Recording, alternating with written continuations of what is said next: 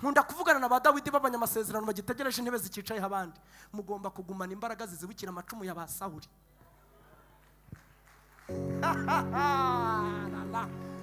Yamwe ba Dawidi bagitegereje amasezerano, bagitegereje intebe zikicayeho abandi. Ugomba kugumana imbaraga zizibukira amacumu ya ba Sawuli, kuko wabimenya ko uzamusimbura kunangura utarahagera. Gumana imbaraga zizibukira icumu rya Sawuli. Ariko ni nayo yayo Kigariwe n'ubundi amaboko atazakira icyo akumarira, ntakagutindane ajya kurekura karuhura n'amaboko meza. N'ubundi amaboko atazagira icyo akumarira, ntakagutindane ajya kurekura kare ujya guhura n'amaboko meza mu izina rya Yesu. Twateye haleluya. Iryo ni ijambo ry'ubuhanuzi rivuga ko ijuru ryanzuye ko nta kindi kiri bukorwa nawe utaratabarwa, utaragerwaho, utaratabarwa, utarasubizwa. Ntacyo turi bukore, ijuru ntacyo riri bukore, nta wundi muntu ugiye gukurikiraho. Imana igufitiye ubundi buryo.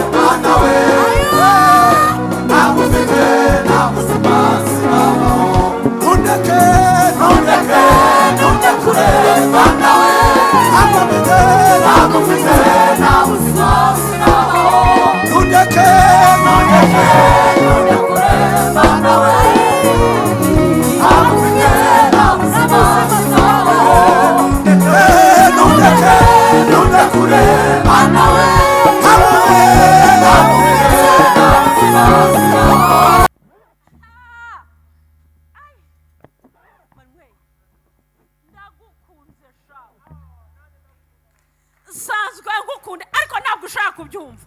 Ndabyumva ahantu hose, ndabyumva ko ngukunda. Haleluya. Mana niyo murinzi wawe wo kwizerwa, niyo gicucu cy'iburyo bwawe gihoraho. Kumanywa izuba ntirizakwicwa, umva nijoro ukwezi ntuzagutinda. Kumanywa izuba ntirizakwica, nijoro ukwezi ntuzagutinya. Dusome Bibiliya, ijambo ry'Imana. Abantu tutaziranye, nitwa Emmanuel Tuyishime, ndi umwana hano mu rugo. Mwagize neza kuduha ikaze kuri uyu munsi. Imana ibahe umugisha mu izina rya Yesu. Ndagira ngo dusome Zaburi 119 umurongo w'122, hanyuma tuganira ijambo ry'Imana. Bibiliya iravuze ngo wigwatirize yuko uzagirira neza umugaragu wawe, abibone be kumpata. Amen. Subiremo.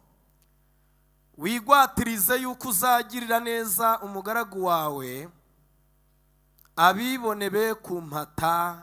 Amen. Nasomye Bibiliya, ijambo ry'Imana yavuze ngo wishingire ko umugaragu wawe nzamererwa neza, ntureke abirasi ngo bankandamize. Bibiliya, ijambo ry'Imana yavuze ngo wishingire ko umugaragu wawe nzamererwa neza, ntureke abirasi ngo bankandamize. Haleluya. Tuvuge nanone haleluya. Ndanezerewe ko Imana impaye umwanya wo kuza kubana namwe muri ijambo ry'Imana ryo kuri uyu munsi. Imigani 37 iravuze ngo uko umuntu atekereza mutima we niko ari. Jya witekerezaho ibyiza, wivugeho ibyiza. Batumira umuririmbyi wa 50 mu ndirimbo zo gushimisha Imana mu masengesho, baramubwiye ngo uzaze wenyine twihererana usanga ahantu hatari abantu, kuko imiriro irakurembeje n'urusaku rurakuruhije. Nashaka kuvuga igitero ngira ngo cya gatatu, yaravuze ngo nungera imbere urajya umbwira ibyo wibwira. Jya wibwira neza. murajya mumbwira ibyo mwibwira, mumbwira ibyo muvuga, jya wivugaho neza kandi mumbwire n'ibyo mukora. Haleluya. Numvise ku mutima wanjye Imana yashyizeho ijambo rivuga ngo Imana iracyagufitiye ubundi buryo. Ndabizi ko turi masengesho yo kuyoboza Imana inzira. Mu magambo menshi Imana izavugana nawe uyu munsi kuri tariki muri uyu mugoroba, Imana irakubwiye ngo iracyagufitiye ubundi buryo. Nugera n'ahantu haruhanije uzamenye ko Imana yavuganye nawe ngo nzaba nkufitiye n'ubundi buryo. Uburyo rusange ni uburyo bubiri abantu rusange bahuriweho, yaba abizera n'abatizera bahuje uburyo bubiri rusange. Uburyo bwa mbere ni uburyo bwa nyiri ikibazo. Iyo umuntu ahuye n'ikibazo aragerageza akarwana no kugira ngo arebe ko yakikuramo. Niyo Abanyarwanda bageze baravuga ngo uhiriye mu nzu ntaho adapfunda imitwe. Burya ajya gushya ntako atagize. Ubwo ni uburyo bwa nyiri ikibazo.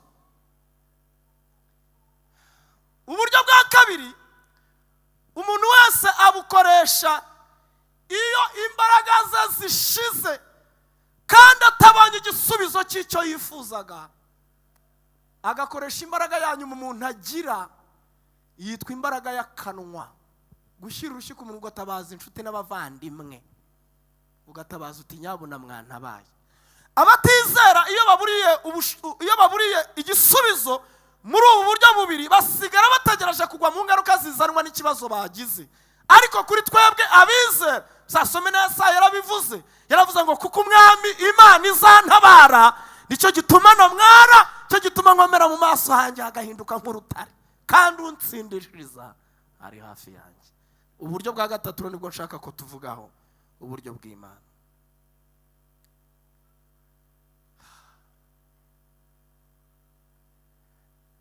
Imana iracyagufitiye ubundi buryo.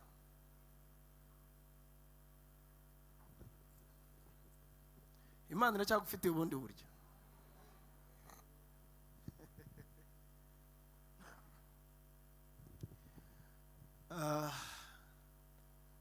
Iyo usomye Bibiliya nibaza ibibazo bine. Iri jambo ryavuzwe nande? Yabwiraga nde?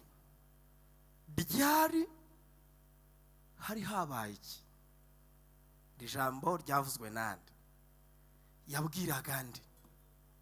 Ryari hari habaye iki cyatumye umuntu avuga aya magambo akayabwira uwo yayabwiye? Igisubizo cy'ikibazo cya mbere, iyi ni Zaburi ya Dawidi. Bwana asifiwe. Iri ni ijambo ryavuzwe na Dawidi. Igisubizo cya kabiri, yabwiraga Uwiteka, aramubwira ngo wigwatiriza yuko uzagirira neza umugaragu wawe, abibone be kumpata, cyangwa ntureke abirasi ngo bankandamize. Ni ryari rero? Kandi hari habaye iki? Yari mu yihe situation yataye Dawidi kubwira Uwiteka aya magambo? Muribuka Imana ikura ubwoko bwayo mu gihugu cya Egiputa. Ndashaka kwihuta. Imana ikura ubwoko bwayo mu gihugu cya Egiputa, Mose akiriho yaramubwiye ngo mbwirire iteraniro ry'Abisiraheli uti dore mbakuye mu gihugu cya Egiputa, mbajyanye mu gihugu cya Kanani, igihugu cy'amasezerano. Ubambwirira ibintu bibiri byo kwitondera ntashaka kuzababona nibagera i Kanani. Ijambo rya mbere, ubabwira ngo sinshaka kuzababona bakora nk'ibyo Abanyegiputa bene igihugu nabakuyemo bakoraga. Kabiri, ubabwira ngo kandi sinshaka kuzababona bakora nk'ibyo Abanyakanani bene igihugu mbajyanyemo bakora. Naribajije ngo ubwo Imana yashakaga ko bamera bate? Niba aho bavuye bitemewe kubabera icyitegererezo, aho bagiye naho bitemewe kubabera icyitegererezo, ndibaza ngo ubwo Imana yashakaga ko bayimerera bate? Nkuramo igisubizo kiri mu gitabo cyo Kubara. Bibiliya ijambo ry'Imana ivuga inkuru y'umwami witwa Baramu. Baraki ngo yaguriye ibiguzi Baramu, aramubwira ngo uraze umvumira ubwoko bw'Abisirayeli namenye ko uvumya avumika n'uhesheje umugisha uhabwa. Numvise amakuru yabo, numva n'ubwoko ubwoba, nibagera mu gihugu cyanjye basangira nk'uko bagenje amahanga yose, none uze ubamvumire bacogore, bazagera iwanjye baracogoye batagifite imbaraga zo kugira icyo bantwara. Baramu ngo yitegera ubwoko bw'Imana ngo abarebe aravuga ngo ahari nshobora kuba ndebye nabi, ngo yigira ku ruhande arongera arabareba, aramubwira, Bibiliya iravuga ngo nuko Baramu aca umugani ahanura, aramubwira ngo yewe Baraki mwene Sipori, igira hino ngwino nkubwire,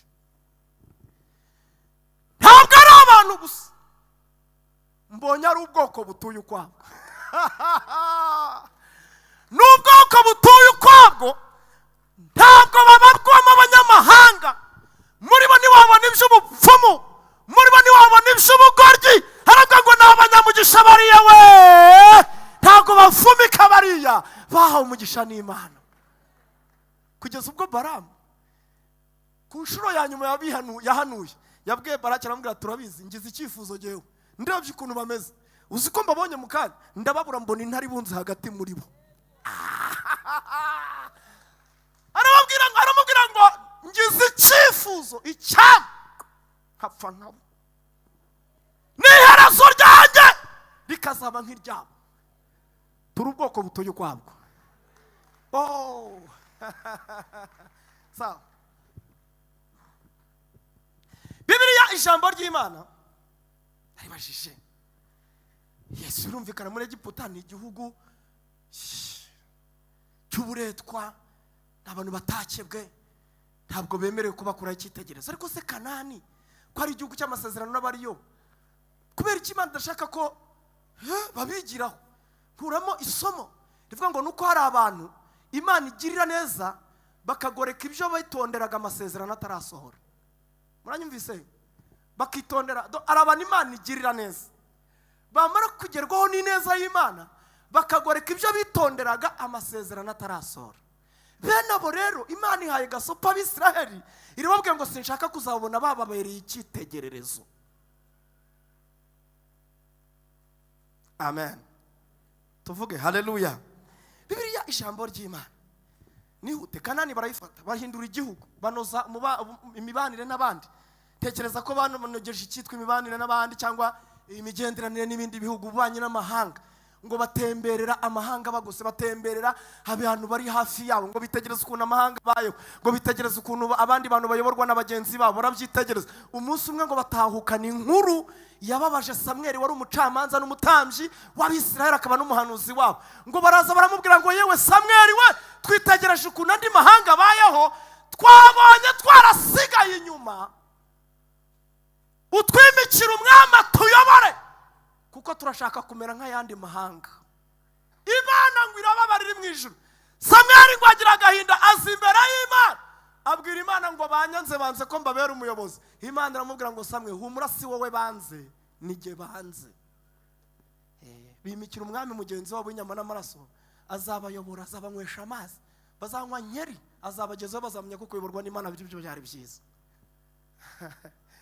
Biragatsindwa kuticwa n'inzara mu butayu, ariko ukagwira umwumi Kanani. Biragatsindwa kutagushwa n'ibibazo, ariko ukagushwa n'ibisubizo. Benshi bageze i Kanani, banyerera mu mihanda yaho baragwa. Abandi bageze i Kanani, bibagirwa intego y'urugendo.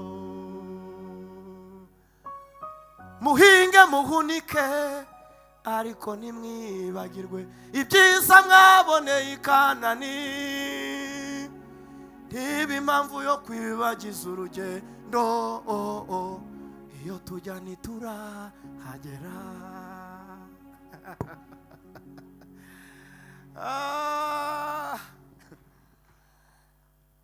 Mwabambye amahema mu butayu, muhiga imihigo ko mutazibagirwa. Mwanditse ibitabo by'inzibutso, muhiga imihigo ko mutazibagirwa. Bamwe bageze i Kanani, banyerera mu mihanda yaho baragwa, yego abandi bageze mu bisubizo, bibagirwa intego y'urugendo. Duhagarare mu bibaya no mu mpinga z'imisozi, tubabwira ya magambo, iyo tujya ntiturahagera we. Muhagarare mu bibaya we no mu mpinga z'imisozi, tubabwira ya magambo, tubyibukiranye, iyo tujya ntiturahagera we. Mubabwire bakomeze bagende, urugendo ruracyakomeje ntiturashika. Haleluya! Baribagirwa, batungura Imana bayitenguha. Imana ibwira Samweli ngo bimikire Sawuli mwene Kishi. Murabyibuka yabuze indogobe zase, yego n'umugaragu we bajya kwa Samweli, mpave nihute cyane. Umunsi wo kwimika Sawuli, Bibiliya yavuze inkuru naribajije. Tekereza kuba dutegereje umuntu uri burahindahiro y'ubuyobozi, tukamutegereza tukamubura. Bibiliya yavuga Sawuli baramushaka baramubura. Samweli abaza rubanda arabaza ngo Sawuli uri burahindahiro, uri busukwa amavuta yo kuba umwami ari he? Baramubwira bati Samweli nawe Sawuli waba utaramumenya ntabwo umuzi. Akunda ibintu kubi. Nguriya aho yihishe mu bintu. Bati yihishe mu bintu, nguriya yibereye mu bintu, buri munsi abari mu bintu. Sawuli ngo baramuzana yimikishwa ku mwami, nihute mpave. Ku mwaka wa 2 amaze ku mwami wa Israeli. Bwana asifiwe. Tuseme haleluya.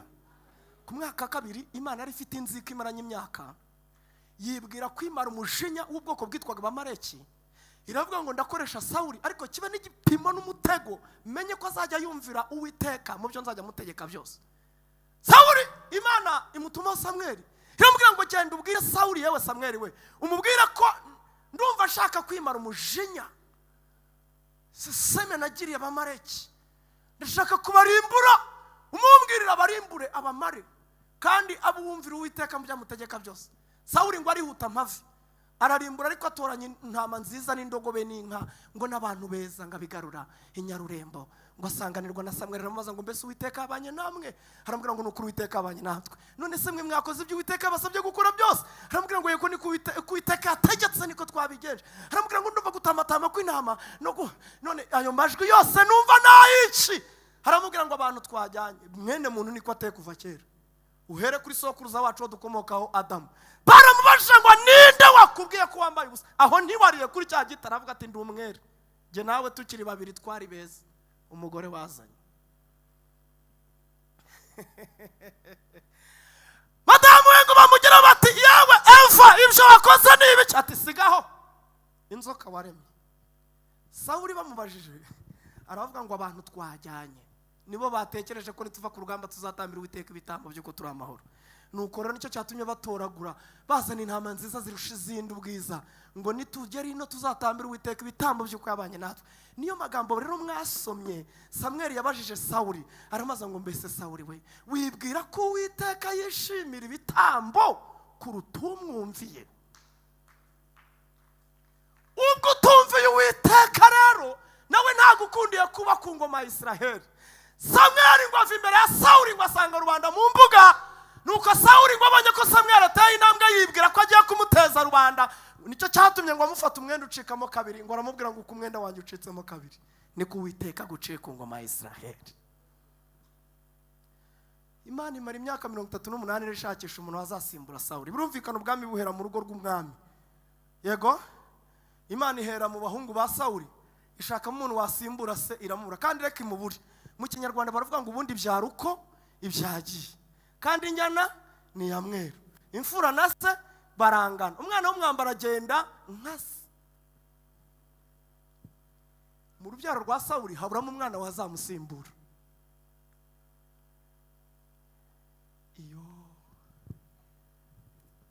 Imana ikubitira mu batware, ishakishiriza mu bakomeye, ishakishiriza mu bakire, ishakishiriza mu bakene ba hafi. Imana iva mu migi, Imana ijya mu byaro, ishakisha umuntu wasimbura Sawuli. Ngo yari ifite ukuntu ishaka umuntu ufite umutima umeze nk'uko ishaka. Naratekereje naravuze niyo umuntu afite itafari yifuza gukora ingana, akora iforomo yayo. C'est-à-dire que Imana ari ifite iforomo ingana nuko ishaka ko umutima uzaba uri. Yakubitamo imitima ya bamwe igasanga arabyimbye kubera ishyari n'urwango. Yakubitamo imitima y'abandi nayo igasanga kubera ubuntu bw'Imana buke hagatima kakanga kuzura mu iforomo. Imana irahiga we. Oh. Imana irashakisha, iva mu bayizera, ibura umuntu. Imana irashakisha, Imana iva mu bantu ijya mu ishyamba. Kamabwire, iyo Imana ibuze umunyamumaro mu bariho, imushakira mu bataravuka igatera ingumba kubyara. Ndasubiramo.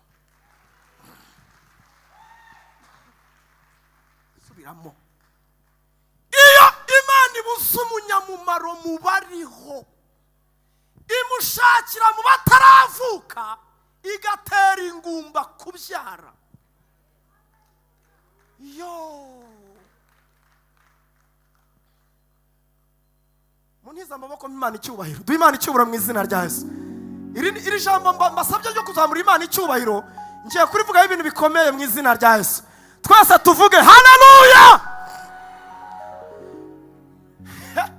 Hari ubwo Imana yitegereza muba yagiriye icyizere ikababuramo umumaro, ikagira undi itoranya, ukabona imuzamuye mu kanya gato nk'ako guhumbya kugira ngo imukoreshe ibyo abandi banze kuzakora kandi yarabagiriye icyizere. Iri teraniro wabona riri, ntabwo twapfa kuvuga amagambo amaze atya, wabona harimo abantu Imana yibwiye kuzamura ngo ibabonemo umumaro mu gihe gisa n'iki ngiki. Twese dutere haleluya. Nabwiye abantu ko 2024 ni ugucungana n'ijambo ryose umuntu andasheho ryiza mpita ndimira. Nta jambo na rimwe ryagira icyo rikumarira utaryizeye. Ubu ni ukujya mpita ndimira.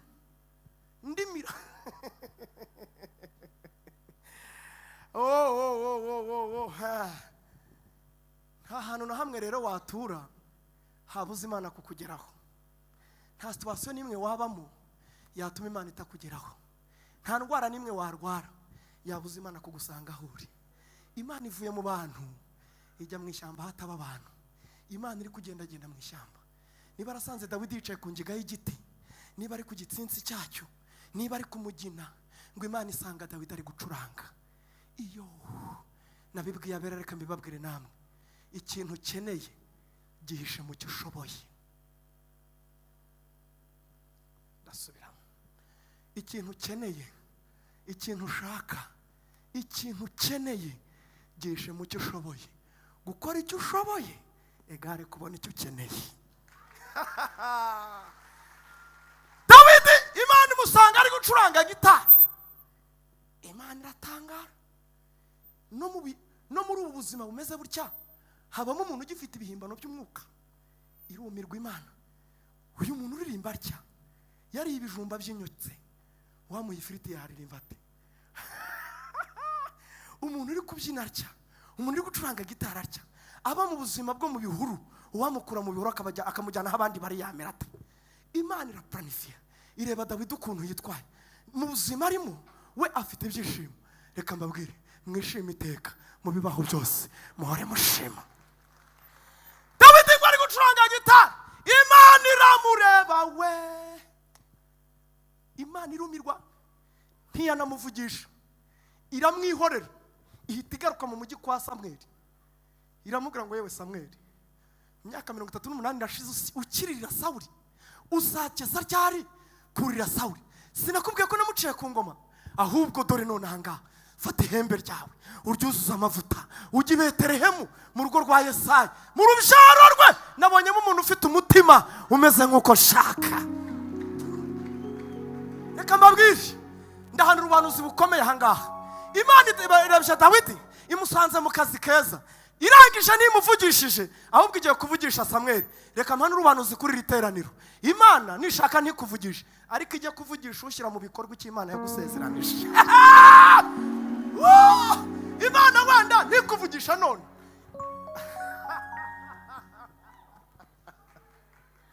Imana nishaka ntikuvugisha none. Hari ubwo Imana itakuvugisha ukibwira ko hari itakumvise, kandi nyamara ubwo icacatse burya Imana buri mwanya biri kuvuga. Ntureba no mu rusengero turana ubu radiyo iri kuvuga, radiyo Rwanda, radiyo Kisefe, za radiyo zose ziri kuvuga. Uzi impamvu utari kuyumva? Ntabwo bakanze kuri twini. Ubu hagize umuntu ucikwa gato ku gatelefone ke agakanda kuri radiyo, wakumva isamiri. Reka mbabwire, no muri iki kirere ni ku mwuka wera ameze. Mukande kuri twini, mukande ku mwuka, mukande ku antani, twumve icyo umwuka ari kuvuga. Kandi ashobora kutavugana natwe ahangaha, ndagusengeye ajya kuvugana n'abashyira mu bikorwa iby'Imana yakubwiye, iby'Imana yagusezeranije. Marayika ajya kuvugana n'ababishyira mu bikorwa mu izina rya Yesu. Haleluya. Mwami Yesu we, Mwami Yesu we.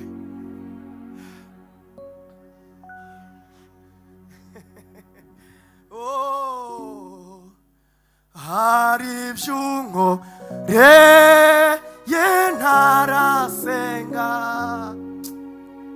ngunde mu mutima muru. Tube nk'abaha Imana icyubahiro, tuvuga ngo Mwami akira ishimwe. Kwishimwe, tuvuga ngo ukwiye amashimwe Mwami, ukwiye amashimwe Yesu. Imirimo ya irantangaje Mana, irantangaje Mana. Utanavuze hari ibyo nkoreye Mana. Narasenga, ngunde mu mutima muruge.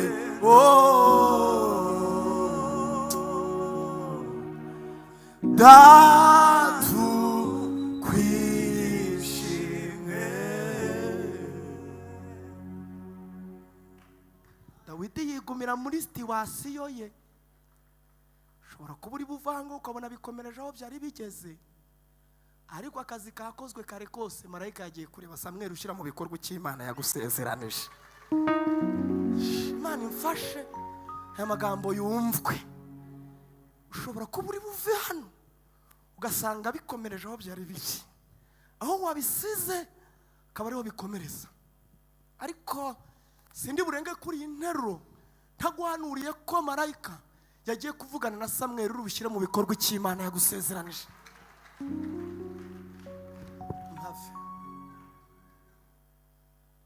Samweli agaruka azi Betelehemu. Umunsi wo kwimika umwami, Samweli ngo ahamagara Yesayi, haramaze ngo abahungu bawe bose ubabwire baze. Bose baraza nihute mpafi. Barindwi bose batega agahanga, buri wese yatambuka. Barimo abasirikare bakomeye, barimo abadiplomate, barimo abantu usibye Dawidi wenyine. Reka mbabwire Dawidi gatoya. Musko Dawidi ntiyigeze ashyirwa mu ishuri na se na nyina, ahubwo ngo umunsi wo kumwikuraho baramufashe bombi, baramumanukana bamugeza ku ifamu ahantu ku biraro by'intama. Baramubwira bati yewe Dawidi, kadapfuye nikabura kuba kagabo gumaha, uragira intama, nudapfa ntuzabura icyo mara, kabitse nikabura icyo kamara, gumaha. Dawidi ngagumaha. Dawidi ngarabareba we, aravuga ati na mama nonsibere na data navunnye, bose barantaye, barahindukiye baragiye. Abateologe baravuze ngo nibwo Dawidi yaririmbye Zaburi ya 27 umurongo w'10. Yaravuze ngo niko abantu bateye bajya badusiga no mu makuba. Aravuga umurongo wa 10, aravuga ngo ari kuwiteka ndabizi ubwo data na mama bazanta, uwiteka we azantarura. Yo korari yitwa La Source Igisenyi bararirimbye baravuga ngo namenye ko umubyeyi wakubyaye yagutererana, kandi n'inshuti ntizitinya kubikora, ariko Imana ya Isiraheli ntigitererana bayo mu makuba no mu byago. Ntidutererana mu makuba no mu byago, ntidutererana. Aho twagendaniye Yesu we ntiwigeze udutererana, ntiwigeze udutererana. Twongera dusubiramo ngaho twagendaniye, aho twagendaniye Yesu we ntiwigeze udutererana, ntiwigeze udutererana.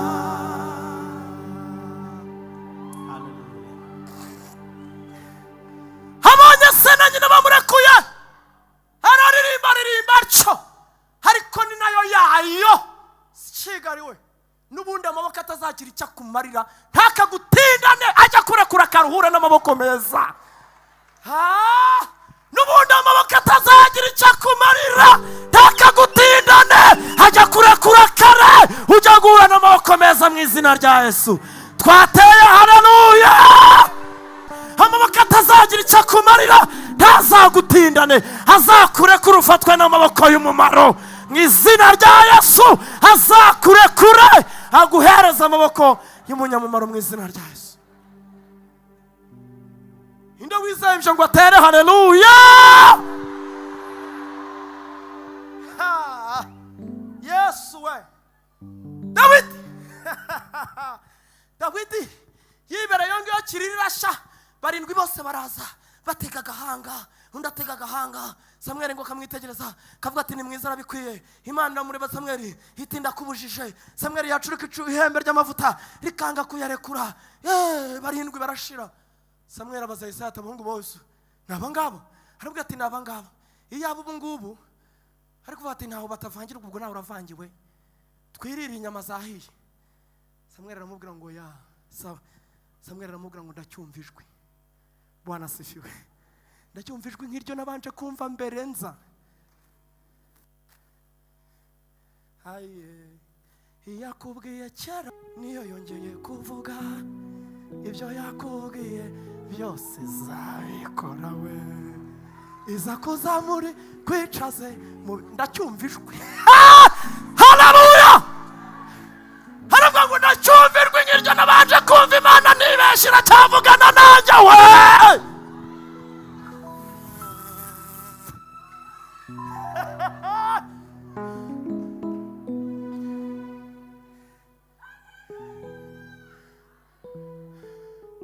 Ndeba hano hari igihe abantu bajya bagira ngo ineza y'Imana arangire kuba yayigiriye. Ineza y'Imana iracyakomeje no kuba ataragerwaho izabageraho. Ineza y'Imana ntabwo yarangire kuba yayigiriye. Ineza y'Imana iracyakomeje we. Yakubwiye kera irongeye iravuze, ibyo yakubwiye byose izabikora. Yego iza kuzamuri kwicaze, ntuzibagirwe we, ntuzibagirwe ko wahoze. Bita ku cyavu ameze nk'avuge.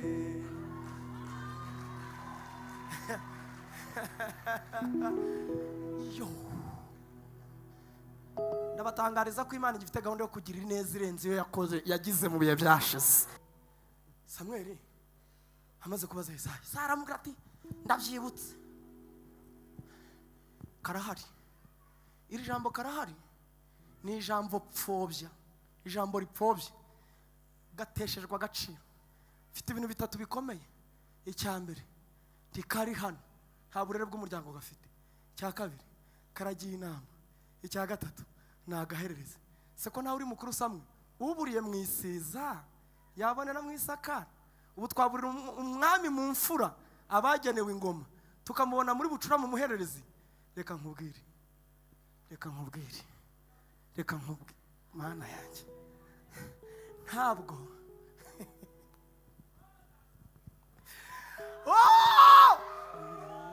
abantu babona yuko ibyiza atari wowe bikwiriye. Imana yo yakubona ikabona uruti bikwerere, ikabona uruti bishongore, kuko ireba mu mutima uko kanya ikakwemera, ikakwemeza n'abantu. uri mwiza mana kandi urahebuje. yego uri mwiza mana kandi urahebuje. haleluya baramubwira bati ibyo bintu birake, reka twirire, ntabwo iyo neza igakwiye. beruka ntarya umwaka ushize nari nanabakumbuye niyo yayo. Mpoberera umuntu kwegera umubwira ngo ineza y'Imana ni wowe uyikurikijeho, ni wowe ugezweho, ni wowe ibereye, umaze gupimwa urangana n'ineza y'Imana, urasa n'ineza y'Imana, urasa n'ibyiza by'Imana, ukwiriye iby'Imana ikora.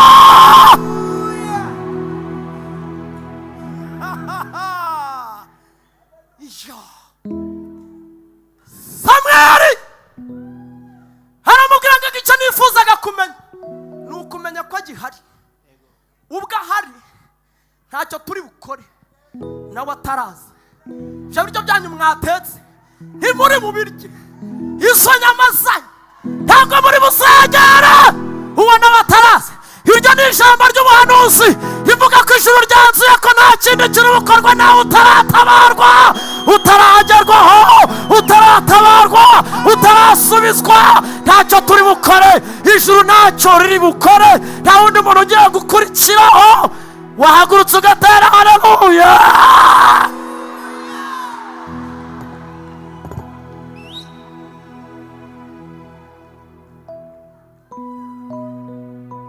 ndumva ineza y'Imana,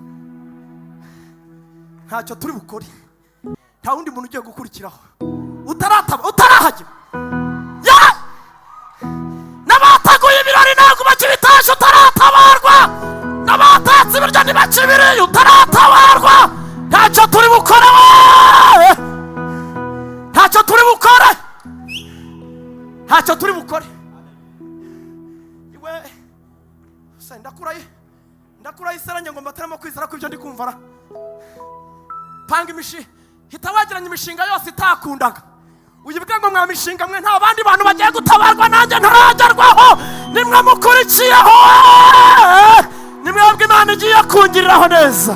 twongera dutera haleluya. mpave kubera ko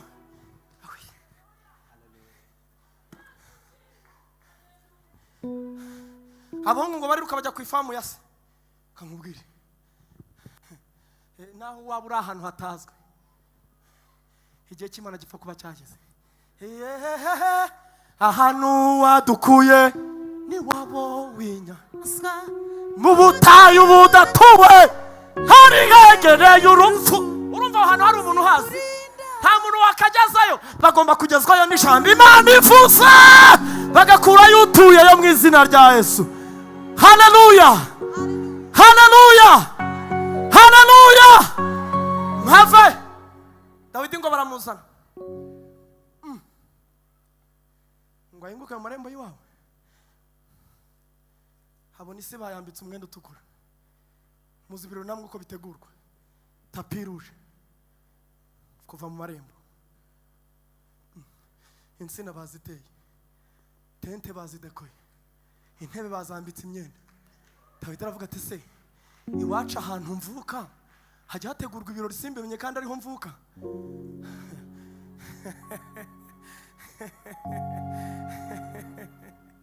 hari igihe uba muri situation igatuma hari amakuru utamenya.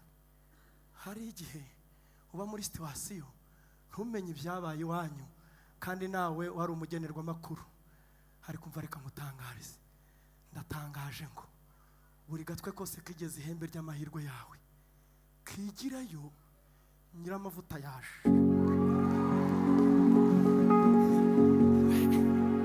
nabibabwiye ndashaka kubibasubiriramo, nta jambo na rimwe riri bugire icyo rikumarira nutaryizera.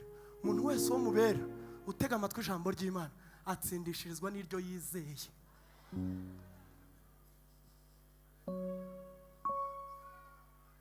umuntu Bibiliya Pawulo yaravuze ngo twebwe mu ntambara zacu turwana dutsindishirizwa no kwizera.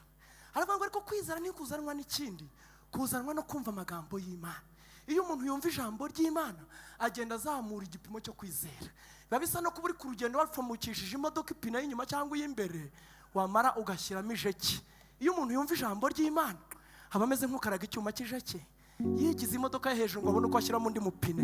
Iyo wumvamo ijambo ry'Imana ugenda uzamura kwizera kwawe, igipimo cyo kwizera kigenda kizamuka, Imana ikaza kubona inyuze neza yayo n'imirimo ikorera abizeye mu izina rya Yesu. Ijambo ryose uri bwizere riraza kugukorera mu izina rya Yesu. Haleluya. Dawidi ngo atera intambwe, ngo akandagiye mu marembo y'iwabo, Samweli ngo yumva ijwi risa n'irya mbere yumvise. Imana iracyavuga, ndongeye ndabivuze, Imana iracyakuvugaho ineza yayo. Ijwi ry'Imana riracyavuga, ijwi ry'Imana riracyavuga. Dawidi ngo Samweli yumva ijwi rimubwira ngo yewe Samweli, Samweli, haguruka, haguruka, haguruka. Ayowe, genda umusuka amavuta, umwimikisha amavuta, uwo nakubwiraga ni uwo winjira niwe ugiye kwimikishwa amavuta akaba umwami wa Isiraheli. Reka ngutunge urutoki uri muri iri teraniro, uw'Imana yavugaga ni uyu, uw'Imana yavugaga ni uyu wasenze, uw'ineza y'Imana igezeho niyo uri imbere y'Imana. Haleluya. Samweli ngo arahaguruka amwimikisha amavuta imbere y'abakuru be, ngo umwuka wera muza afite imbaraga nyinshi. Ndashaka kwihuta nkagera hano twasomye. Si ishuri, si ikosi rikuye Dawidi mu ishyamba rikamuhindura umwami w'Abisiraheli, ni uburyo bw'Uwiteka.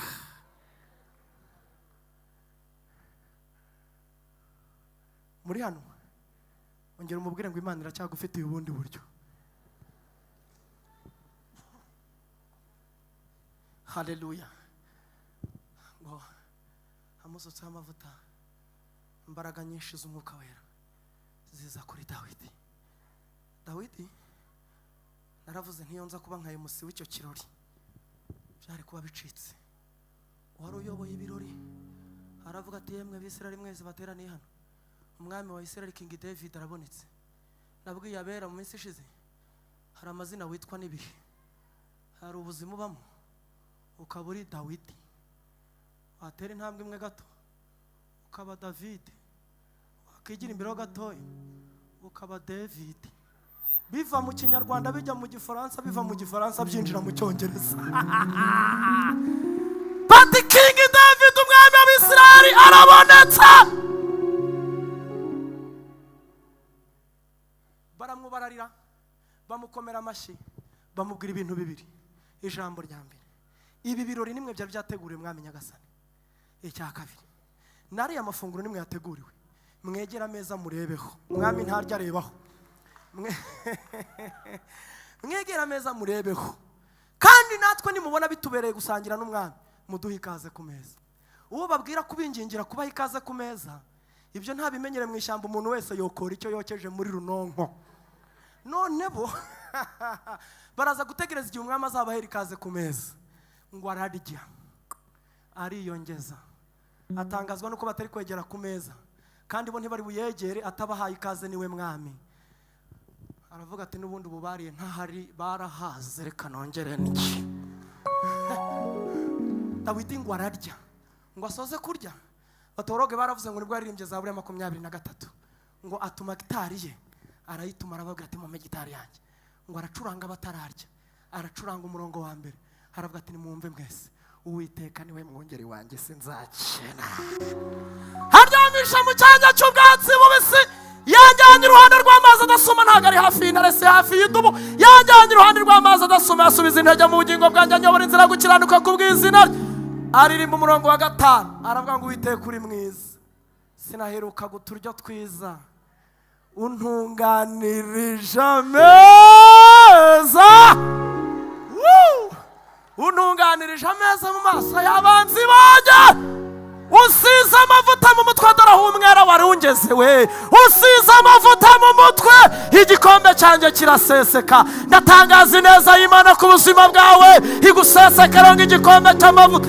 Amavuta gutembeho, amavuta y'ineza y'Imana gutembeho, igikombe cyawe gisesekare mu izina rya Yesu. Akira gutegurirwa n'Imana ameza ahantu batari bazi ko yahategurirwa, ahantu batabonaga ko yahabera. Akira gutegurirwa ameza n'Imana mu izina rya Yesu. akira amavuta yo kwishima Uwiteka yagusiga mu mutwe, igikombe cyawe giseseke mu izina rya Yesu. Imana ibaha umugisha mu izina rya Yesu. Dawidi ngo arigende, reka amava ngaho naho mvuga ngo Dawidi yica Goliyati. Ndashaka kuvuga ijambo rimwe gusa. Dawidi ageze mu ishyamba ngo yasanze abagabo bigeze kwesikoroka Yosuwa bitwaga Bagibiyoni. Bagibiyoni ngo besikorotse Yosuwa umunsi umwe baza bambaye imyenda icikaguritse, bafite n'imvumba zishaje, ngo bafite n'imitsima yatoye uruhumbu, ari abatekamutwe bagomba gupfa nk'uko n'abandi bantu bari gupfa. Barambwira ati twe turabaturanyi bawe ariko bakure cyane, turifuza ko dusezeranya amahoro, uturahira indahiro kuzabana amahoro ntuzatwice. Dore ubu turebe iyi mitsima twayizanye ari mishasha icumba umuriro, none dore yazanye uruhumbu tuvuye kure cyane. Iyi myenda twayambaye ari mishasha yaratubaguritse tuvuye kure cyane. Nizi mvumba zani shasha none zaracitse tuvuye kure cyane. Turahirira indahiro y'amahoro.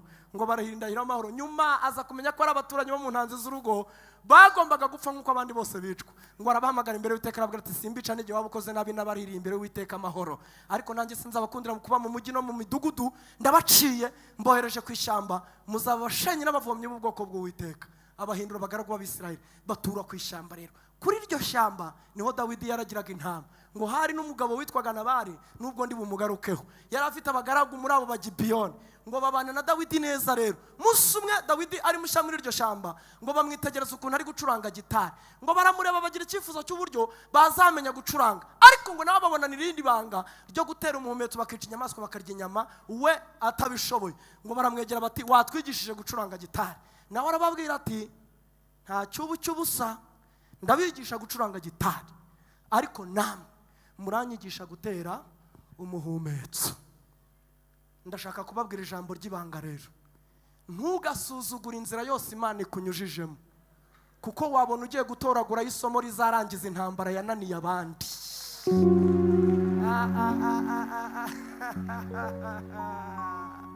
Ndabisubiramo. Ntugasuzugure, ntituri kuyoboza Uwiteka Imana inzira. Ntugasuzugure inzira yose Imana ikunyujijemo, kuko muri iyo nzira wabona ari ugiye gutoragura isomo rizarangiza intambara yananiye abandi. Kandi reka nkubwire, wabona amakuba uhagazemo none ari azingatiye intsinzi. Muranyumvise? Ibyo bintu mubirya mubimire, mubirya mubimire. Bwana sifiwe. Mubirya mubimire. Ntugasuzugure inzira yose Imana ikunyujijemo, kuko wabona ari ugiye gutoragura isomo rizarangiza intambara yananiye abandi. Dawidi asangana ingabo z'Abafilisitiya n'Abisirayeli barahanganye, bari kurwanisha amacumu, inkota, inkoni na bya bikoresho byose gakondo bakoreshaga.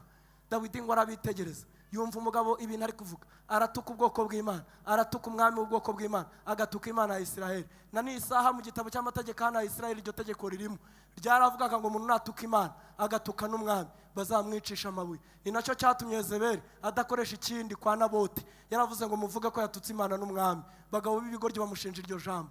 Iryo tegeko riri mu gitabo cy'amategeko hano ya Isirayeli, kivuga ko niyagira umuntu utuka Imana agatuka n'umwami bazamwicisha amabuye. None umuntu ari guhangara atutse Imana iminsi 40, atuka n'umwami iminsi 40, bakamuteresha icumu kandi yarakatiwe urw'ibuye. Nicyo cyatumye Dawidi atoragura ibuye. Okay, reka naho mabe.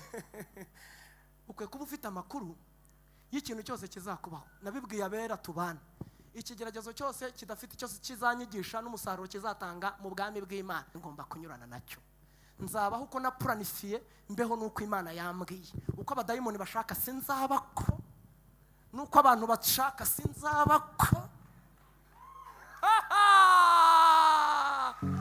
Nugwagarira mu birindiro byanjye neza, havugana n'Imana igikwiye kungeraho, ikajya imbwira ati mwana wanjye aka kantu uzakabyaza umusaruro mu gihe kizaza. Nkabona kwemera kukabamo, ariko niba nta makuru ikambwiyeho, murwanya Satani n'abazabahunga, mwegera Imana nayo izabegera.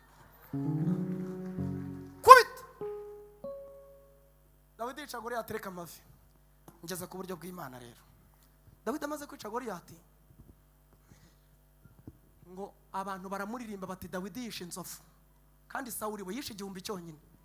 Ngo ishyari riza muri Sawuli amaze kubyumva, ngo amugira ishyari Sawuli arwara, reba umwami arwara abadayimoni. Umwuka mubuza kuri Sawuli ngo arwara ibifukunyu, ararerembura, arwara ibidayimoni. baravuga ati umwami tumuvuze, baramuvuza biranga, bashyira mu bitaro bikuru n'ibitoya biranga, ngo baje guperereza baravuga ati uyu muntu indwara arwaye nta kindi cyayikiza. Mushaka umuntu w'umuhanga mu gucuranga w'umuhanzi ufite amavuta, mumuzana mucurangire. Baravuga bati mumuhige, basanga kuri hiti hari Dawidi. Mujye mugumana amavuta muyarinde, hari igihe yinjira mu kazi. Havuga ati niba ari imodoka ya leta ijye kumuzana iwabo ahatuye, niba ari n'indege imuzane. Hari abantu benshi tuzi buriye indege zitari izikindi, indege z'amavuta gusa. Murabyo? Dawidi baramuzana ngo ageze imbere ya Sawuli, akura muri gitari, akoze mu murya w'inanga, abadayimoni bariruka ngo biruke. Sawuli ngo yeguye amaso, ngo abona ni Dawidi. Havuga ati akazi kagahungura, ngo yegura icumu ryabaga hafi, ngo ararimutera, ngo arimuteye. Dawidi arazibukira, ngo rifata urukuta. Ubwo nabwo ni ubundi buryo. Kuzibukira icumu ry'umwami, ubwo nabwo ni ubundi buryo. Nkunda kuvugana na ba Dawidi b'abanyamasezerano bagitegereje intebe zikicayeho abandi. Mugomba kugumana imbaraga zizibukira amacumu ya ba Sawuli.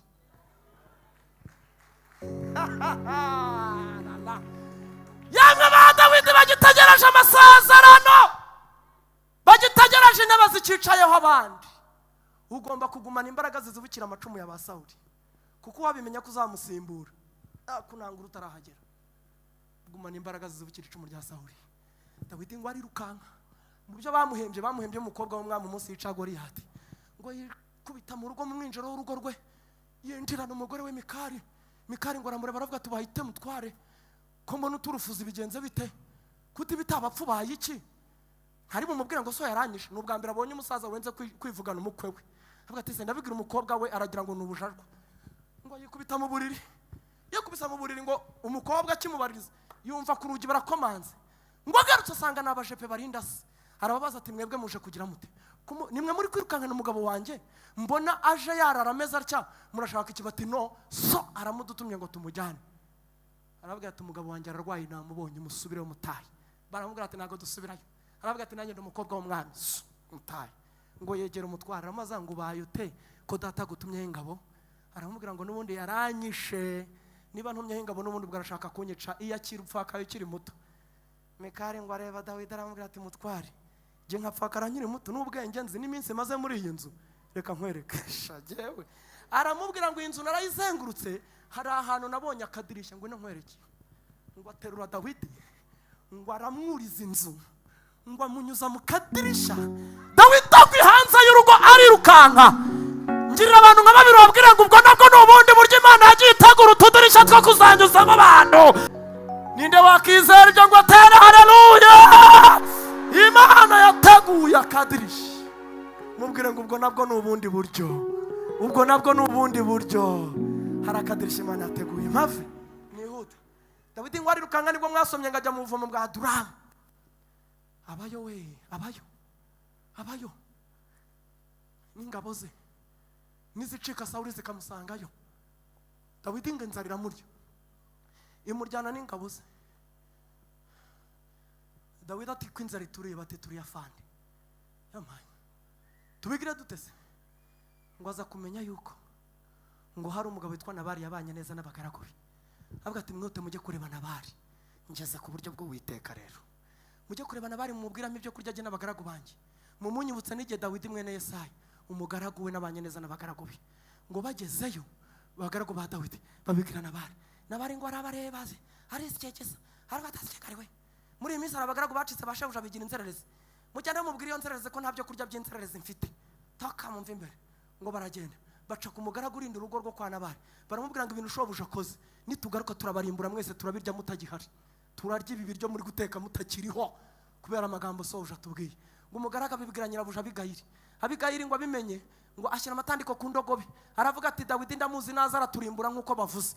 Ngo atera intambwe ageze mu marembo yiwe, ngo ahura na Dawidi yazananye n'ingabo ze kurimbura urugo rwo kwa Nabali. Ngo amwikubita imbere, aramubwira ngo yewe Dawidi mwami w'Abisirayeli, umbabarire icyaha cy'umugaragu wawe ari we mugabo wanjye.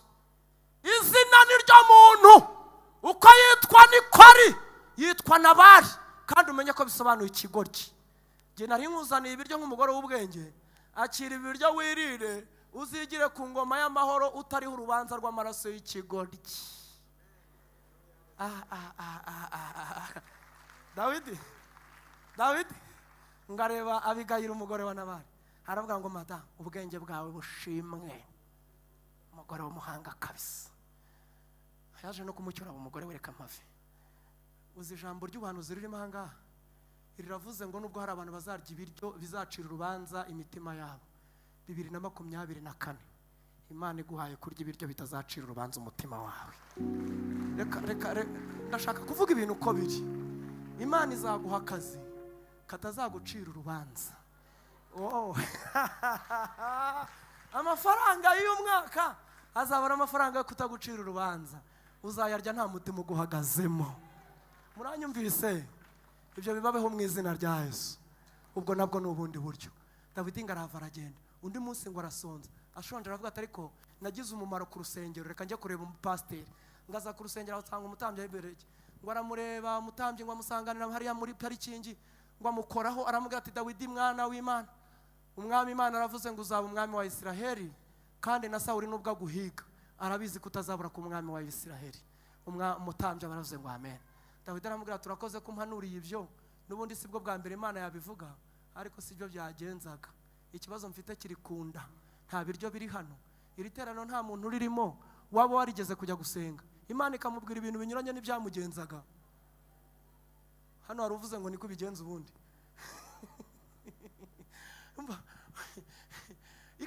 Dawidi aravuga ati ibyo bintu ntabwo aribyo byangenzaga, inabivuze kenshi, njye mfite ikibazo cy'inzara, ahubwo muri uru rugo nta biryo bihari. Umutambyi aramubwira ati muhungu wanjye nta biryo bihari, hari inyama n'imitsima y'abatambyi kandi urumura icyo urabizi. Iwe aramubwira ati rero ntago wabirya. Aramubwira ati nagira Imana umumaro mu rusengero sinapfa sinzagwa hano. Mujye mukunda kugirira Imana umumaro no ku rusengero, mujye muhaza abashumba bahari cyangwa badahari, Imana irabyibuka. Dawidi ngo araza, yinjira mu cyumba, yinjirana umutambyi, arya inyama n'imitsima by'abatambyi. Dawidi ngo arasohoka, reka mbabwire buriya inzara nimbi, ndanabasengeye Imana izabarinda inzara mu izina rya Yesu. Iyi nzara igeze ku muntu imutwarira ibintu bibiri icyarimwe, imutwara ubwenge n'ubwoba, byose bikagendera rimwe. Iyo umuntu ashonje nta kintu atakora, kubera iki? Ubwenge n'ubwoba bigendera rimwe, agasigara ari nk'igiharamagara meza rye. Dawidi rero kubera inzara yahoze agenda mu muhanda nta bwoba, ubwoba bwagiye, ubwenge bwagiye, ariko ngo amare kurya ubwoba buraza. Nta n'inkoni mfite, yiwe nta ntwaro mfite hano, ndanyura he? Ubundi se kare kose yanyuraga hehe? Yiwe ndaca hehera, niko paste hano nta ntwari hari ngo muyime nyitwaze, kubona nagiye imbokoboko kandi mfite abanzi bangose. Kare kose bari hehe? N'ubwenge bugarutse buzanana n'ubwoba. Havuga ati ndapfuye hehe, baranyica. Aramubwira ati we Dawidi we, nta yindi ntwari iri hano usibye ya nkota wicishije Goliyati, dore ngiri yahizingiye muri efodi mu nguni hariya. Aramubwira ngo yewe mutambyi, niba ari iyo ngiyo yimpe ntayayiruta, yimpe mbaraza, yimpe ntayayiruta. Dawidi ngo arayifata. Mama papa wasengaga yibiri mu minsi ishize bigacamo, ongera uyegure ntayayiruta. Wasenza yitatu birakunda we, ongera uyegure ntayayiruta. Intwaro wakoresheje mu gihe cyashize ikagukorera ntuyireke, uraba utarayisize 2023 we, ongera uyegure ntayayiruta. Dawidi ngo ariruka asanga abagaragu biwe, ryabanga ryawe ryo munsi y'urugo, ryabanga ryawe ryo gushyira mu gitenge ugashyira umuturanyi, ryabanga ryawe ryo kureba abarwayi udakoze koperative, ryabanga ryawe ryo kujya kuri gereza ntawe ubwiye, ryabanga ryawe ongera uyegure ntayayiruta. Mana we,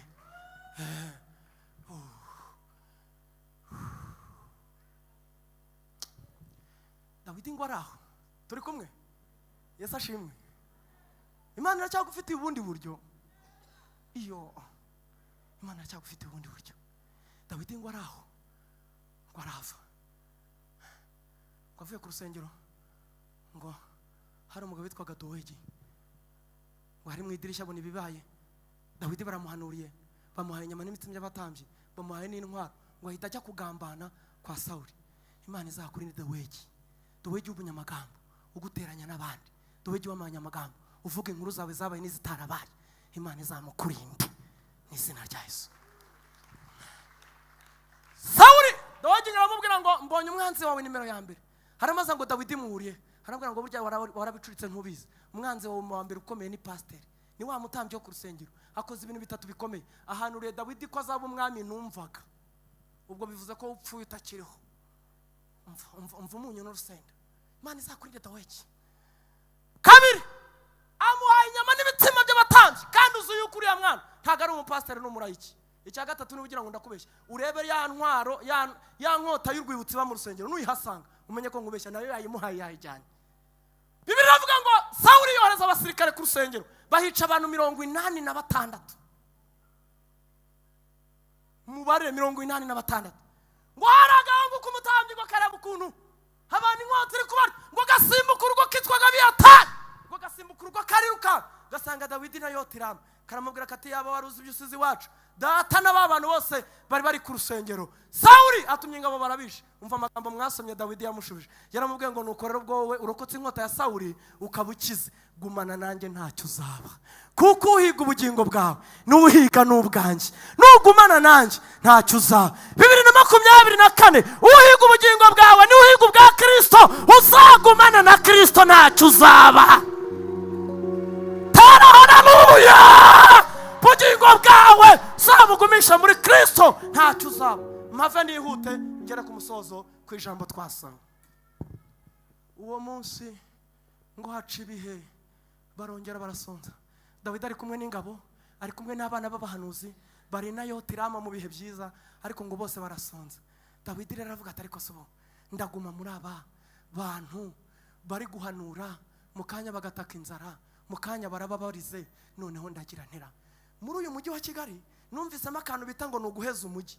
Guheza umujyi ngo nukuba umuntu w'umugabo adafite akazi, ngo yamara akavyuka mu gitondo agahanagura inkweto neza, agatera ipasi, agatebeza, akavika buga jugu giporoso ku kivumu, akazamuka ku gisimenti, akirirwa ameza atyo ngo aheze umujyi, kugira ngo batarira bakamubaza irindazi, batarira bakamubaza umugati, ngo aragaruka nijoro basinziriye, kandi akirirwa aheze umujyi. Dawidi nawe abavamo Dawidi ngabavamo nawe ngajya guheza. Aravuga ati abana be gukomeza kurira abana b'abahanuzi imbare mu maso bahoze bavuga Imana neza. Ngo aragenda gake mu bintu inzara ikorera umuntu igezeho, uwigezeho nkuko nabibabwiye kare, imutwara ubwenge n'ubwoba. Icya kabiri imumena amaso. Dawidi nawe rero inzara imumena amaso, ngo akajya abona abagabo hirya iriya baganira, akavuga ati bari abagabo baraganira nk'abiziwe, bameze nk'abariye, uwabegera ntibabura icyo bamarira umugabo mugenzi wabo. Aba yamenetse amaso, abari kubona ingabo z'Abafilisitiya zirinze umupaka, akagira ngo ni Abisiraheli, arenga urugabano rw'Abisiraheli agera mu Bafilisitiya.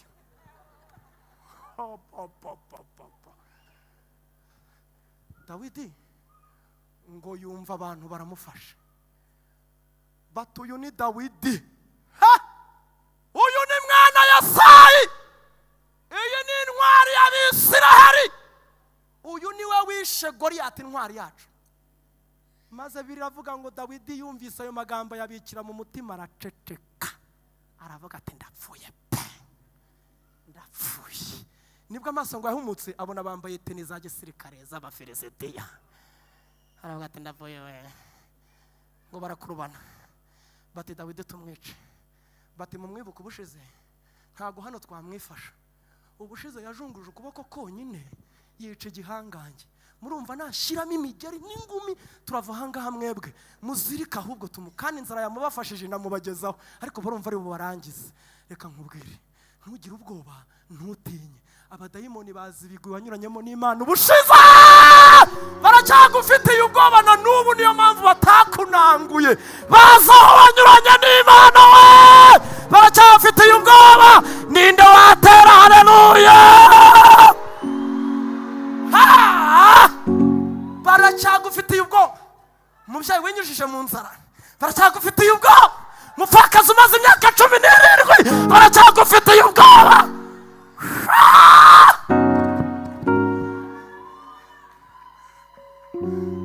Baracyagufitiye ubwoba we.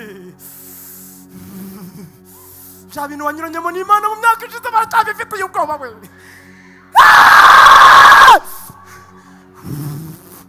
Baravuga ati mumwibuka ubupfubyi yabwinyujijemo we. Baravuga ati mumwibuka yinyujije mu nzara niyandavura we.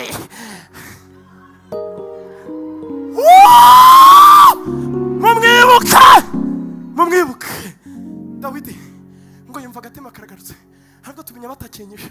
Dawidi ngo baramufata baramuzirika baramuzamukana. Reka mbabwire, guma ku birindiro ugume ku gicaniro, imirindi y'umwami ndayumva mu mwuka. Guma ku birindiro ugume ku gicaniro, imirindi y'umwami ndayumva mu mwuka. Guma mu masengesho wigumire muri korari, imirindi y'umwami Imana ndayumva mu mwuka. Guma ku birindiro ugume ku gicaniro, imirindi y'umwami ndayumva mu mwuka. Satani, reka ntangaze kandi ndumva naho uburenganzira umuntu wese uri muri iterano agahanura umuntu kwegereye. Shingira kuri iri jambo umubwire ngo ibintu byose wanyuzemo biracyari ibigwi mu maso y'abadayimoni, ntibazagutinyuka. Muhanugira ibintu uhanura umuntu mwegeranye, mubwire ngo guma ku ibanga ryawe. Bya bintu wakoranye n'Imana hashize, hantu wanyuranye n'Imana hashize. Bya bintu wakoranye n'Imana, bya bintu wanyuranyemo n'Imana biracyari urwibutso mu maso y'Imana. N'abadayimoni barabizi we, barabizi, niyo mpamvu batagutinyutse, barabizi, niyo mpamvu batakutinyutse, barabizi, niyo mpamvu batazakwigabiza. Niba ari uwitaye ku byo Imana ivuganye nawe atere haleluya.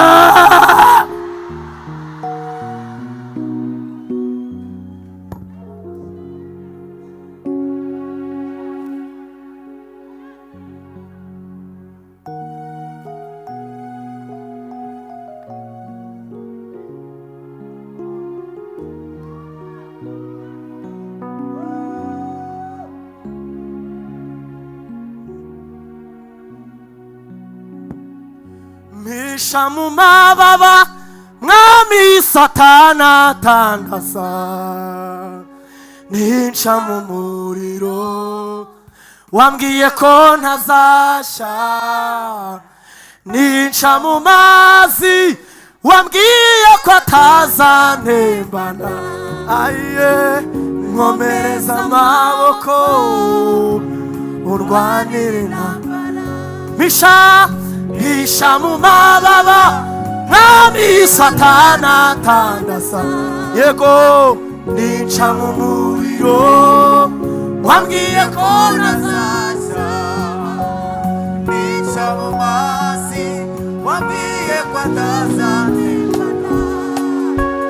Nkomereza amaboko urwanire intambara. Misha mu mababa mwami Satana tandasa, yego nica mu muriro wambwiye ko ntazasha, nica mu mazi wambwiye ko atazantembana. Nkomereza amaboko urwanire intambara. Nyiri muri iyi si fashe igihe mu ntambara, amahoro yuzuye ahabonera.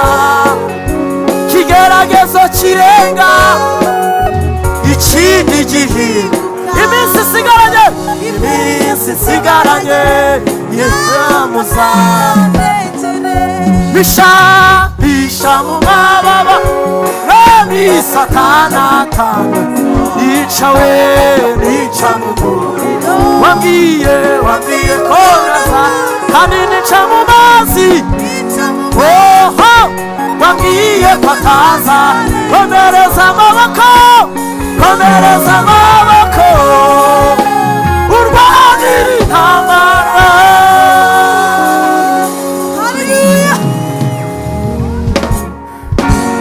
Haleluya, haleluya, haleluya, haleluya, haleluya, haleluya, haleluya.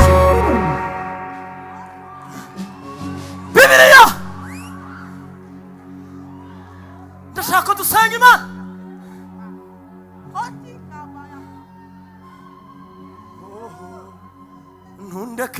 Ntundekure Mana we, ntagufite nta buzima. Ntundeke abaririmbyi baze hano, ntagufite nta buzima. Ntundeke kure, ntagufite nta buzima. Ntundeke kure Mana we, ntagufite nta buzima. Vuga ngo ukwezi n'izuba,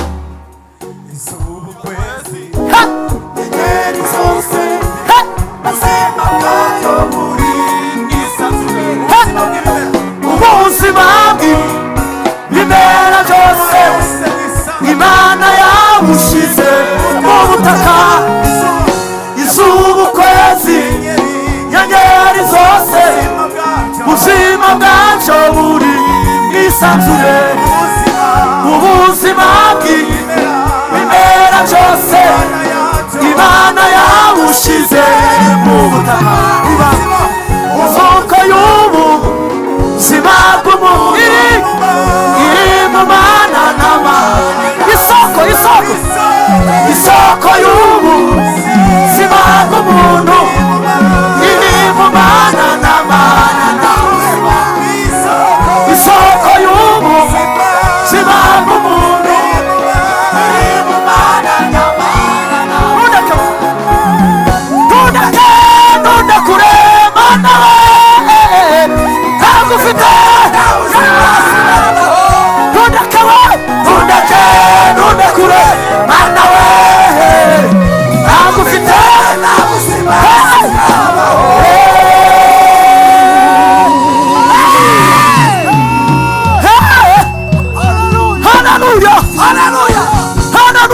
Haleluya. Ndashaka ko dusengera muri iri jambo. Dawidi ngo baramuzamuka, mushaka mwe muhagaze nta kibazo, ndashoje. Dawidi ngo baramuzamukana 2024.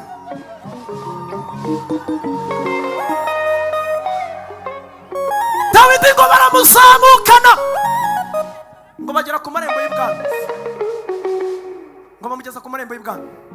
Baravuga bati nitwinjira gutya n'aka kavuyo umwami araduhitana, hagira abantu bajya gusaba audience tumubwire ko twafashe intwari y'Abisiraheli. Hama ubwo tutamwishe baratugorora andi mapeti nk'abantu bafashe igihangange. Baba bibeshe batyo.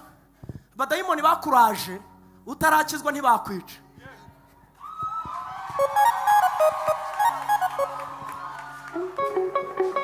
Bibwira ko nibakwica umaze kubatizwa ariko ngo bazaba bagaburiye Satani inyama iryoshye. Imana irakurinda ikuvugaho n'ibintu izasohoza mu myaka itaha. Haleluya. Mbahobere nise hoberera umuntu kwegera umubwire ngo Imana ntizatuma ijambo ryayo uripfana, ikurindanya n'ijambo ryayo.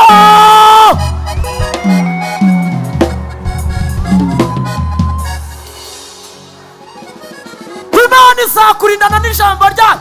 Abadayimoni bahobye kera ntibakwica utaragira imari y'Imana. Abadayimoni batakwica utaragira imari y'Imana ntabwo bagushobora uyu munsi. Ngo barazamuka bajya kubibwira umwami John. Umwami baramubwira bati twafashe intwari y'Abisiraheli. Umwami ati uwo ninde? Bati ni Dawidi mwene Yesayi. Umwami ati Dawidi uwo nuwe? Bati nuwishe Goliyati, wa wundi wimikishwa amavuta uzaba umwami w'Abisiraheli. Zitadireke mwami nyagasani, twafashe umwami mugenzi wawe. Umva ijambo rigiye kubakoraho. Twafashe umwami mugenzi wawe. Umwami arababwira ngo nimwihute mugende mumuzane. Naho bagiye gusaba audience basize Dawidi ahagaze. Ndabigisha strategy zijya nko kuri 5 zo gusenga. Reka mbabwire Bibiliya Pawulo yaravuze ngo musengeshe umwuka iteka mu buryo bwose bwo gusenga no kwinginga. Navumbuye uburyo butanu bwo gusenga. Uburyo bwa mbere, nubona ufite igihe cyo gusenga uzasenge wicaye ufite umwanya, kuko iyo umuntu arambuye ikirago cyangwa akicara ku ntebe ababwiye Imana ngo nabonye akanya nje kumarana nawe igihe, agasenga yicaye. Noneho strategy ya kabiri niyo kuvuga ni ugusenga uhagaze. Iyo umuntu asenze ahagaze ababwiye Imana ngo Mana, ibintu bibiri, cyambere ibi bintu mbihagazemo niko bigomba kugenda. Icya kabiri, iyo umuntu asenze ahagaze ababwiye Imana ngo Mana, ibi bintu ndi gusengera birihutirwa cyane, nta mwanya mfite wo kwicara,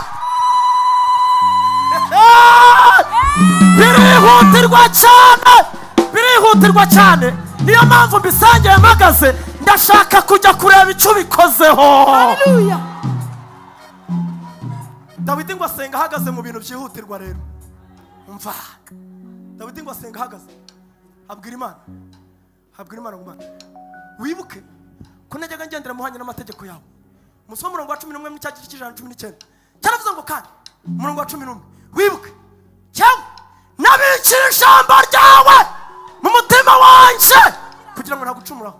Aramanuka umurongo wa 50 abwira Imana ngo Mana, sibwo bwa mbere wabukoze icyo ngiye kugusaba, usanzwe unzura ikintu kikimara umubabaro wanjye mu byago byanjye, nuko ijambo ryawe ryanzuye. Aramanuka abwira Imana ngo Mana, wibuke ko najyaga nkora ibihwanye n'amategeko yawe, kandi nashinze intambwe zanjye nazikomereje mu mategeko yawe. Abwira Imana ngo Mana, hari ibintu wavuze bizambaho, hari ibyo wambwiye uzasohoza, ariko urwego ndiho ubu ngubu mbonye ko bidashoboka. Iyo ngira ikintu nagendanye mba nkibahaye nkajya kuba icyo wavuze ko nzabacyo, ariko ndi mbokoboko, ndanashonje, wabibonye nzara n'inyirukankije, nta kintu mfite. Ikintu mpamya ntashidikanyaho nuko ahantu ndi nawe uba uhari. Ubwo uhari rero ni wowe ngo ate mfite.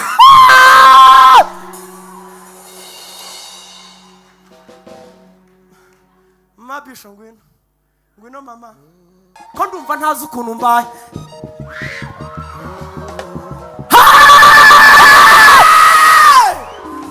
Abwira Imana ngo Mana we, niba ukibikomeje kuzagirira neza umugaragu wawe, wigwatirize. Abwira Imana ngo wigwatirize.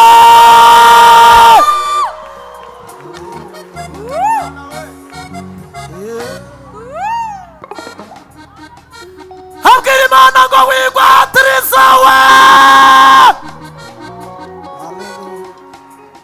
Imana iri mu ijuru yumva ijwi rivuzwa n'irya Dawidi, iramubwira ngo yewe Dawidi humura. Imana iramanuka imukora ku bwonko. Dawidi uwari umwami afite ubwenge buzayobora igihugu, ngo abadebire ahinduka umusazi, akanura amaso, inzara zigira ki, amenyo arashinyika, batarasaze kandi bati ibyo wigira umwami yaduhaye audience turagutwara. Dawidi aba yasaze, uwari inzobe abigikara, uwari muremure arakondakonda, bakurubana ikivagundu bakinjirana mu bwami. Umwami ngo arakireba, areba ukuntu gisa, areba ukuntu gikondakonda, areba ukuntu ibirenge cyabigize gutya, kiri kugenda gutya. Aravuga ati harya mwambwiye ngo mwafashe umwami mugenzi wanjye, cyangwa mwendaga kumbwira ngo mwafashe umusazi mugenzi wanjye? Nibyo mwashakaga kumbwira we, mwashakaga kundukiramo ko mwafashe umusazi mugenzi we. Aravuga ngo mbara rimwe cyangwa kabiri ntakibabona hano. Dawidi ngo bamusohokana batyo, bamujugunya inyuma y'umurwa. Imana irongera imukoraho. Dawidi agarura ubwonko bwe, asanga ishati zacitse, ipataro zacitse. Aravuga ngo ikintu mperuka mbwira Imana ngo yigwate.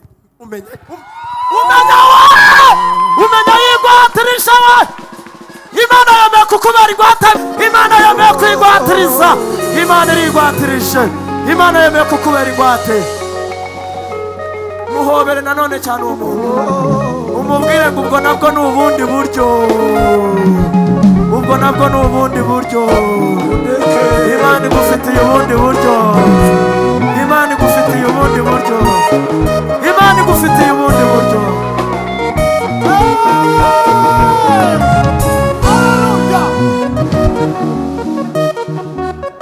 Nundeke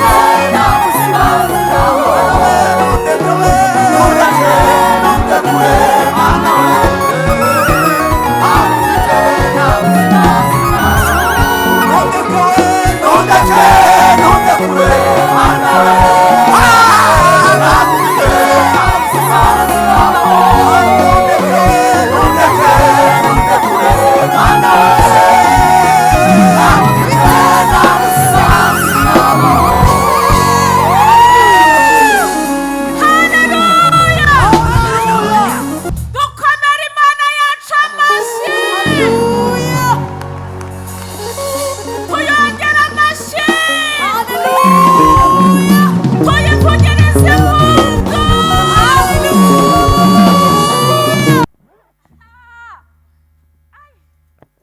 Manuel, ndagukunze sha nsanzwe ngukunda ariko ntabwo ushaka kubyumva ndabyumva aha ndabyumva ahantu hose ndabyumva